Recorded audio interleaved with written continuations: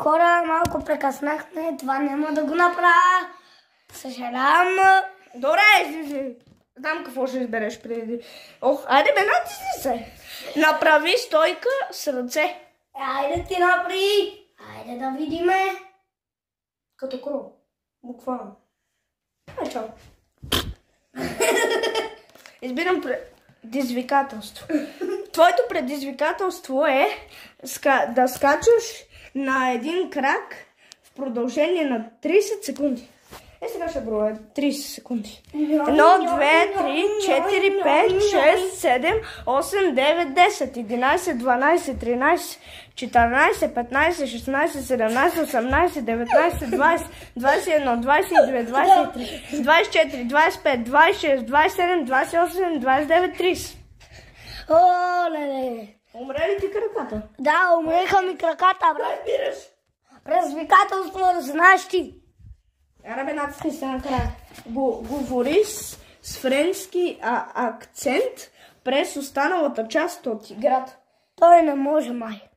Мога, ама ти няма да ме разбереш как говоря на френски. Как се говори? Ма ти няма да ме разбереш. Не, нищо, бе. Аз мога и да те разбера. Оревуар. Здравей. Да. Оревуар. Това е чао. Другото чао. Другото здравей и обратното на оревуар е чао. Добре. Само две думи пишеше в играта да натискам. Знам, че ще да. Направи 20 коремни преси. Знаеш какво означава? Да.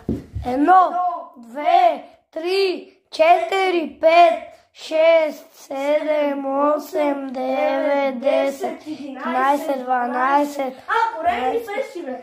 Леле, аз ти мислих, че лицо... Леле, ние сме много тъпи, бе. Чекай да те държа краката.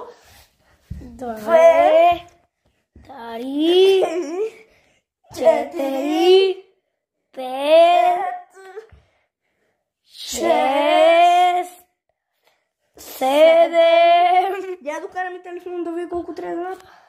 20. Да. 20.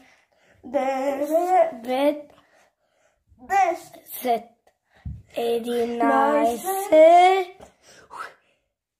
12. 13. 14. 15. 17. 18.